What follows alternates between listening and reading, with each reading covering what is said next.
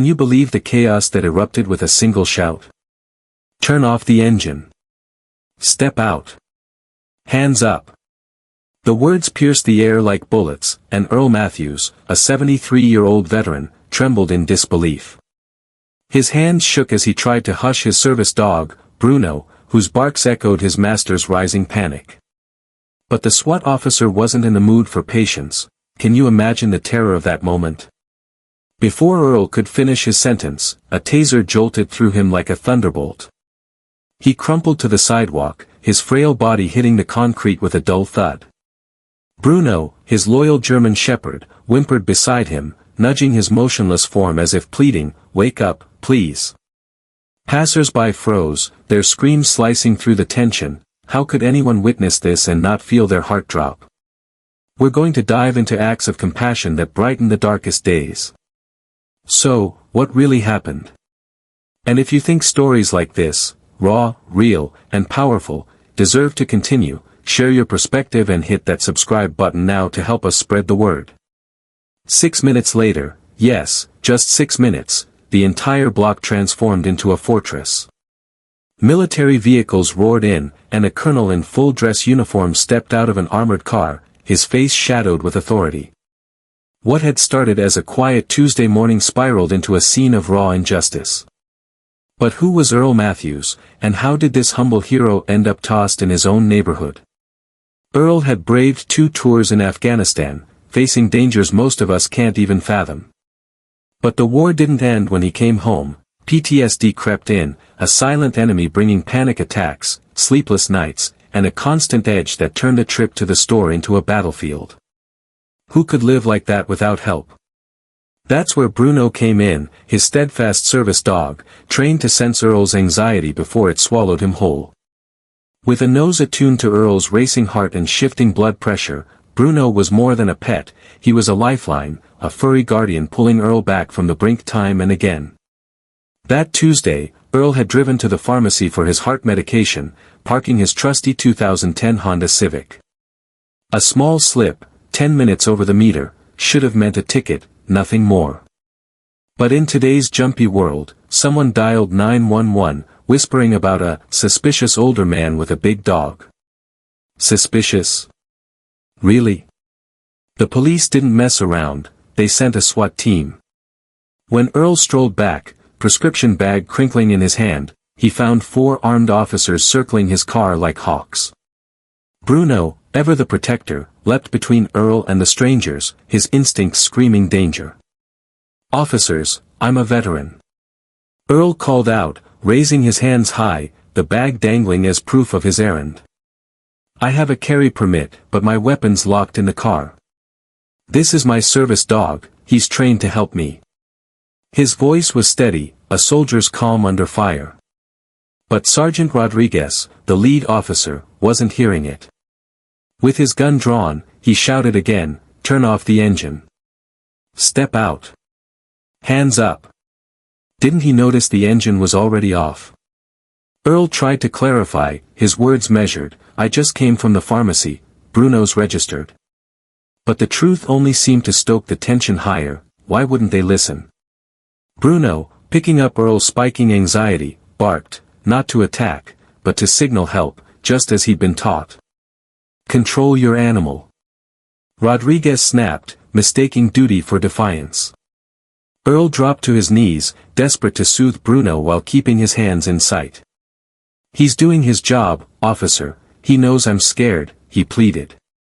But the orders clashed, "Get away from the dog. Hands up." How could he obey both? His military instincts urged compliance, yet Bruno's training and his own frail health tangled everything into a knot of confusion. Then, tragedy struck. Bruno stepped forward, shielding Earl, and Rodriguez fired the taser. 50,000 volts surged into Earl's chest, can you imagine the pain, and the 73-year-old collapsed, his head cracking against the pavement. Bruno's whimpers filled the air as he licked Earl's face, trying to rouse him like he did during panic attacks. But this wasn't a nightmare to wake from, this was real, and it was wrong. Cell phone videos exploded online within minutes, but the story twisted fast. The police labeled Earl an uncooperative subject, with an aggressive animal, a threat to their safety. The clips showed only his fall and Bruno's frantic barks, stripping away his polite pleas and veteran pride. How could they paint him as the villain? Worse, animal control snatched Bruno away, ignoring Earl's feeble cries from the ambulance stretcher. His service dog's papers, proof of his role, were brushed off as unverified. Unverified? After all they'd been through together. At the hospital, Earl's injuries piled up, a concussion, 2 cracked ribs, and a heart jolted off rhythm by the taser's shock. No cop came to check on him. No sorry was whispered. The report coldly noted, detained and released, erasing his service to his country. Alone in his bed, Earl's voice cracked as he asked over and over, "Where's Bruno?" The nurse's eyes softened with pity, but they had no answers. How could they leave him so lost? But then, a spark of hope. Nurse Maria Santos paused at Earl's name on the roster. A former combat medic, she'd heard tales of a sergeant in Jalalabad who threw himself on a grenade to save his squad. Could this be him? On her break, she dialed old military buddies, and soon the truth blazed bright. Earl Matthews was that hero, recommended for the Medal of Honor after shielding 6 soldiers from an IED, shrapnel scarring his body for life. Even more stunning, he'd turned down the medal, choosing quiet tribute to his fallen friends over fame. A real hero, hidden in plain sight. Maria didn't hesitate, she called the veterans of foreign wars, and the news raced through veteran networks like wildfire. Within hours, it hit National Guard units, stirring officers who'd served alongside Earl in Afghanistan. How could a man who'd given so much be treated like this? Earl's health plummeted without Bruno. His PTSD flared, the taser's trauma lingered, and losing his dog was like losing his anchor. Didn't anyone see how vital Bruno was? The hospital's social worker fought for his return, but animal control stalled, demanding weeks to evaluate him. Weeks? Earl didn't have that time. Then, 6 minutes after Maria's last call, engines rumbled outside. Military Humvees rolled up, encircling the hospital and the incident site. Can you picture the sight? A colonel stepped out, his uniform crisp, his face set with purpose. Maria knew that insignia. This was power walking in. Colonel James Garrett had been at National Guard HQ when his phone lit up with veteran alerts. Earl Matthews, a name carved into his soul. 15 years ago, in Afghanistan, Earl had carried a wounded Garrett 3 miles through enemy fire, shrapnel tearing into his own back. Garrett owed him his life. How could he sit still now? He rallied a convoy, not official orders, but a brother's duty. 4 Humvees and 2 carriers locked down the block as Garrett strode past stunned police to reach Earl. Inside, Maria briefed him, the tossing, Bruno's seizure, Earl's decline. Garrett's fists tightened. How dare they? In Earl's room, recognition flickered. Lieutenant Garrett, Earl rasped. Colonel now, Sergeant, because of you, Garrett replied, saluting sharply. You saved me and 5 others. I never thanked you properly, until today. From his pocket, he drew a bronze star with V device, earned but unclaimed from that fateful day. This is yours, he said, pinning it to Earl's gown as tears streaked the old man's face. Did he ever dream his sacrifice still mattered? Outside, Garrett faced the growing crowd and news cameras. This man, he boomed, is Sergeant Earl Matthews, Bronze Star hero, Purple Heart veteran. He risked everything for us, and yesterday, he was tossed like a criminal. His glare found Rodriguez. Mistake a hero and his service dog for threats. That's a disgrace. Then, with steel in his voice, Bruno returns to Earl now. Any delay is an attack on a veteran's care. Within an hour, Bruno bounded back to Earl's side, tail wagging like a victory flag. Cameras caught their reunion, Bruno nuzzling Earl, who smiled through tears. With his dog back, Earl's heart steadied, his spirit lifted, proof of their unbreakable bond. The story went viral, igniting outrage and change. The mayor ordered a SWAT review, the police chief mandated veteran and service dog training, and Rodriguez faced leave. Animal control apologized, but Earl's wish was simpler, a plaque at the site, "A hero fell here, risen once for his nation. Honor veterans among us." The city agreed, and the marker stands as a quiet testament. Months later, Earl resumed his modest life, but his world shifted. Cops nodded respectfully, strangers offered thanks, and Bruno strode proudly beside him. His tale reminds us, veterans aren't just history, they're our neighbors, deserving honor. When one falls, we rise to lift them, because true heroes never fade, they shine brighter in our care. What would you do if the man who saved your life was suddenly stripped of his dignity, lying helpless in a hospital bed, betrayed by the very people he fought for?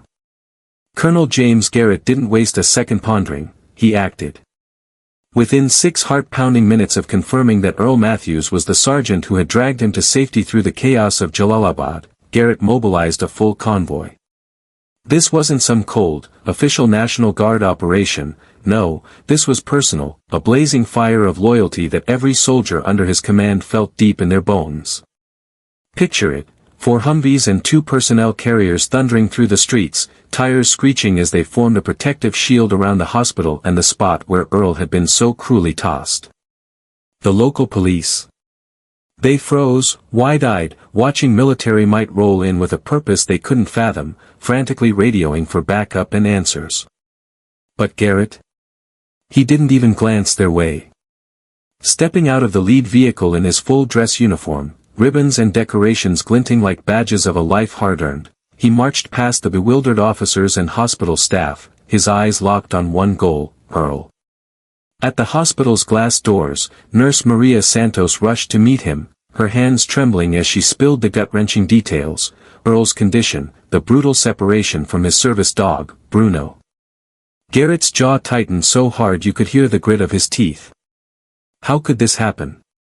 A decorated war hero, treated like a threat by the community he'd bled for. Inside, Earl lay awake but lost in a fog, his weathered face etched with pain and confusion. Then, slowly, like dawn breaking over a battlefield, recognition flickered in his eyes as he took in the uniform, the face, now a colonel's. "Lieutenant Garrett," he rasped, his voice faint but sure. "It's Colonel now, Sergeant, because of you." Garrett snapped to attention, his salute so sharp it could have sliced through steel. "You hauled me 3 miles through enemy fire with shrapnel shredding your back. I'm standing here today because you wouldn't abandon a soul." Tears welled in Earl's eyes, not from his wounds, but from a flood of validation he'd never dared hope for. Had anyone even remembered those brutal days in the mountains and deserts? Now, here was the answer, staring him in the face. Garrett's voice dropped, heavy with emotion yet steady as a commander's should be. "When I heard what they did to you, how they dared treat you, I knew I'd failed to thank you properly. That ends right now." From his jacket, he pulled a velvet box, its contents gleaming with overdue honor, the Bronze Star with V device, awarded but never delivered after Earl's rushed evacuation and years of battling PTSD. "This has been gathering dust at Fort Bragg for 15 years, Garrett said, pinning it to Earl's gown with hands that shook just slightly. "You saved 6 of us that day, me included. We never forgot, just couldn't find you." Outside, news vans screeched to a halt, reporters scrambling to capture the surreal sight of military vehicles encircling a civilian hospital. Garrett strode out, facing the buzzing crowd, reporters, cops, onlookers, and let his voice thunder. "The man tossed yesterday? That's Sergeant Earl Matthews, Bronze Star hero, Purple Heart veteran, one of the bravest soldiers I've ever known. He threw himself on a bomb to shield his unit, carried the wounded through gunfire, then came home to serve quietly, asking nothing." His gaze zeroed in on Sergeant Rodriguez, the officer who'd sparked this nightmare. Think a hero and his service dog are threats? Time for a crash course in respect and decency. Then came the bombshell that left jaws on the floor. Bruno returns to Sergeant Matthews, effective immediately. "Any delay? I'll take it as a personal attack on a veteran's care, and I'll deal with it myself." Within an hour, Bruno bounded back to Earl's bedside, tail wagging like a victory flag as he nestled close, resuming his sacred duty. News cameras caught every second, and oh, what a sight, Earl's tear-streaked smile as his loyal companion filled the void no medicine could touch. With Bruno there, Earl's recovery surged, his heart steadied, his fears faded, and a spark reignited in his eyes. The room soon overflowed with veterans, soldiers, and guard members, their presence a living tribute to a man who'd thought his service was lost to time. It wasn't forgotten, it had just been waiting for this glorious reckoning. That reunion video? It exploded across the nation in hours, igniting fierce debates about veteran treatment, police accountability, and the lifeline of service animals. Garrett pinning Earl's medal struck a chord that echoed from coast to coast, even reaching the White House, where the president swore to protect the nation's heroes. Back home, the mayor demanded answers about the SWAT team's actions, and the police chief rolled out urgent training on veteran recognition and service dog rights. Sergeant Rodriguez? Sidelined on leave, facing a reckoning of his own. Animal Control groveled with an apology for snatching Bruno, vowing new rules to safeguard veterans and their dogs. The VA hospital where Earl fought his silent battles launched a program to ensure every vet with a service animal got the respect they deserved. And the ripples kept spreading, local vet groups rallied, but Earl? He stayed humble, deflecting the spotlight. No apologies, no money, he told reporters in his lone interview. Just give me a small memorial where this went down, a reminder that veterans walk among us, earning respect here like they did over there. The city council didn't hesitate, erecting a bronze plaque that sang, "Here stood a hero who fell because he once rose for his country. May we never forget that service lives on beyond the uniform." Garrett didn't stop there, he built a veteran outreach program linking guard units with local heroes, a blueprint that swept the nation. 6 months later, Earl slipped back into his quiet life, but oh, how it had changed. Bruno strutted in a VA-issued vest, Earl clutched papers proving his combat scars, and the town. It saw him anew. Cops nodded with reverence, clerks beamed with gratitude, strangers no longer eyed the man and his German shepherd with suspicion but with awe. This wasn't just Earl's victory, it was a community waking up to the giants in its midst, neighbors who'd already given everything to keep others safe. The story of Earl Matthews hits me like a punch to the gut, a stark, infuriating reminder of how we fail our veterans. It's outrageous that a man who laid his life on the line for our freedom could be tossed, abandoned in a hospital bed, and torn from his service dog, Bruno. Veterans like Earl don't just bear the scars of battle, they carry the crushing weight of our indifference. How dare we sleep soundly while those who sacrificed everything are met with ignorance and disrespect? Service animals are not luxuries, they're lifelines. Bruno wasn't just a pet, he was Earl's anchor, trained to sense the invisible wounds that haunt so many veterans. Ripping them apart wasn't just heartless, it was a betrayal, a spit in the face of every soldier who ever served. It makes my blood boil to think we treat a hero's lifeline like a disposable toy. Yet, amid the anger, there's a flicker of hope that warms my heart. Colonel Garrett and the military community didn't just stand by, they fought for Earl, slashing through bureaucracy to restore his dignity. That's heroism in action, a testament to the power of recognition and solidarity. It's proof that a little support can mend what medicine can't. We owe veterans more than hollow thanks. We owe them respect, understanding, and real action. Earl's story isn't just one man's struggle, it's a mirror reflecting our society's flaws. If we can't rally behind those who defended us, what the hell does that say about who we are? Veterans aren't just statues or stories, they're the living pulse of sacrifice, carrying burdens long after the guns fall silent. When a man who bore arms for freedom is shocked on his own street, it's not pity he craves, it's the roar of honor restored. Earl never chased fame, he just wanted peace with Bruno to heal wounds seen and unseen. The uniform may fade, but the heart of service beats forever. Don't we owe them that much, to feel safe, valued, in the land they shielded? Sometimes, keeping peace at home means honoring those who won it abroad first. True honor doesn't dim under cruelty, it blazes when others stand tall to reclaim it. Kindness is still here, like a porch light in the dark. Who are your unsung heroes? Share their names below, let their light shine. Subscribe and join us in advocating for justice, kindness, and the unsung heroes who light the way.